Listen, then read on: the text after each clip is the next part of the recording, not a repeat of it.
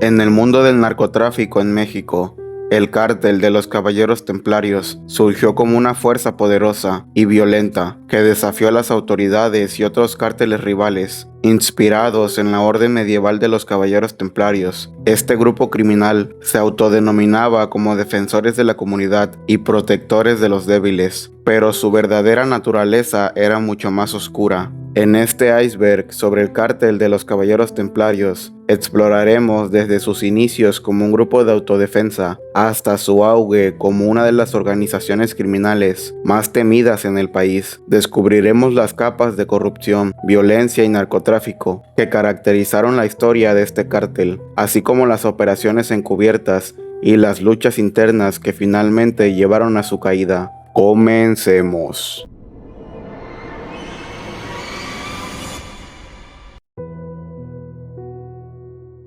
Los Caballeros Templarios fue un cártel surgido en el estado de Michoacán, aliado del cártel de Sinaloa. Anunciaron públicamente su aparición en marzo del 2011, escindiendo de la familia michoacana, aumentando su influencia en todo el estado de Michoacán, pareciendo más un movimiento pseudo-religioso que una organización criminal. El nombre de este grupo parece hacer referencia a la orden religiosa y militar de los Caballeros Pobres de Cristo y el Templo de Salomón, fundada en Jerusalén para proteger a los peregrinos que acudían a los lugares santos durante la Primera Cruzada, cuando la ciudad estaba bajo la ocupación musulmana. La evolución de los Caballeros Templarios es vista como una de las más impactantes de la guerra contra el narcotráfico, ya que pasó de ser una facción de la familia michoacana a asumir el control de importantes centros de operaciones en Michoacán, ganando una importante base social, llegando a crear fuentes de trabajos comunitarios no cercanos al narcotráfico y convirtiéndose en la autoridad de facto en algunas localidades y municipios. También su crecimiento fue visto por expertos y autoridades más parecido a una insurgencia,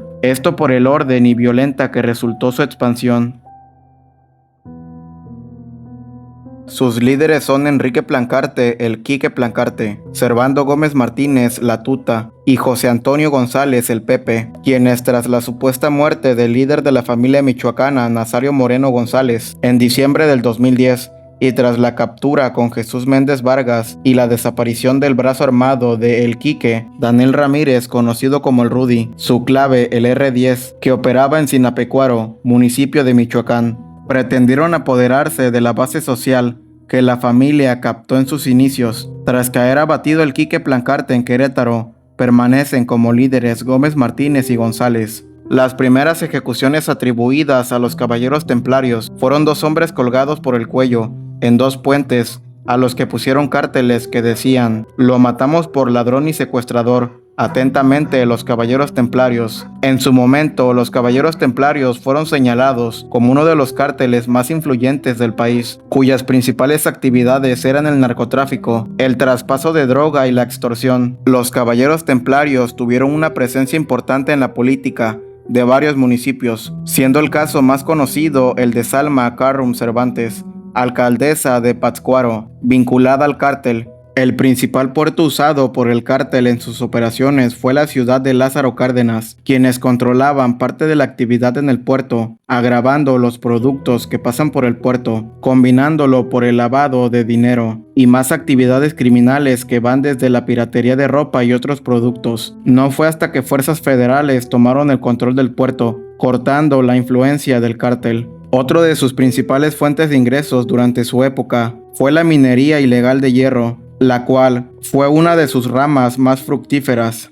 En un tiempo, grandes cárteles peleaban por el dominio de los Titanes Michoacán. El cártel del Golfo creó otro brazo armado llamado la Familia Michoacana para pelear por el Titán de Michoacán contra sus enemigos y obligar a las familias michoacanas a alistarse en sus filas. Hacia finales del 2013, hoy en día gran parte de la familia michoacana ha cambiado de nombre a los Caballeros Templarios debido a pequeñas riñas dentro del grupo, pero sigue siendo un grupo que consideraba impenetrable el estado michoacano, ya que no permitían que otros grupos entren a causar terror en el estado. Aseguraban cínicamente no ser un grupo de delincuentes, sino una hermandad al servicio del pueblo. Tras la supuesta muerte de Nazario Moreno González, Jesús Méndez Vargas quiso liderar a la familia michoacana, Esto provocó el enojo de Enrique Plancarte, el Quique, y de Servando Gómez Martínez, la Tuta, quienes decidieron formar su propia organización y se quedaron con la mayor parte de ella. Este segundo grupo se autodenominó los Caballeros Templarios Guardia Michoacana. Durante el auge de la organización, especialistas señalaron que la movilización de los Caballeros Templarios se podía comparar a una insurgencia, sobre todo durante su ofensiva contra los Zetas, la familia michoacana o los grupos de autodefensa. Durante este periodo de enfrentamiento, miembros de los Caballeros Templarios y la familia michoacana realizaron ataques contra la infraestructura en varias partes de Michoacán. Con el tiempo, la familia michoacana ha ido perdiendo la influencia social que tenía. Sus miembros son solo una pequeña porción que no estuvo de acuerdo con la renovación de lo que fue el cártel en un principio, liderado por Nazario Moreno.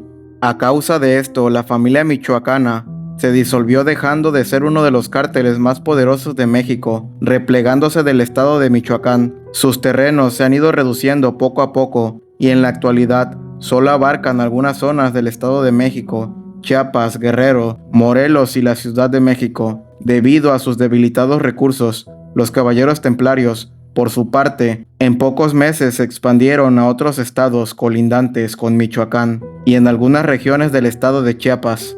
Otro importante conflicto de los Caballeros Templarios fue contra los grupos de autodefensas, teniendo enfrentamientos como los ocurridos desde abril del 2013 y siendo una de las principales fuerzas opositoras al cártel. Otro enfrentamiento de gravedad ocurrió en septiembre del 2013, cuando los Caballeros Templarios intentaron irrumpir en Buenavista, Tomatlán y cerca de Tepalcatepec, dejando cerca de 14 muertos.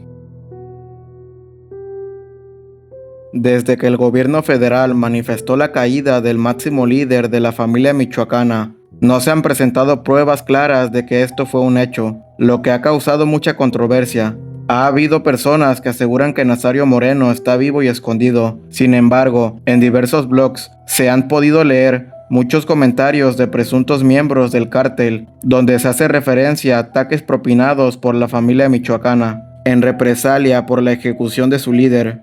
En sus años de prosperidad, el cártel llegó a ganar $73 millones cada año por sus actividades de narcotráfico. El 11 de octubre del 2011, Mario Buenrostro Quirós, líder de la banda criminal Los Aboites, arropada por la familia michoacana, fue capturado por personal ministerial en el municipio de Zamora. Durante el interrogatorio, menciona que Nazario Moreno no ha muerto, que es una estrategia. El 20 de enero del 2014 es arrestado Jesús Vázquez Macías, alias El Toro, líder de los Caballeros Templarios, junto a 2 criminales más, esto en el municipio de Lázaro Cárdenas. Un par de meses después, 8 de marzo, es abatido Nazario Moreno González en un enfrentamiento con la Armada de México. Semanas después, el 31 de marzo, es asesinado Enrique Plancarte Solís, quien era uno de los líderes y fundadores del cártel.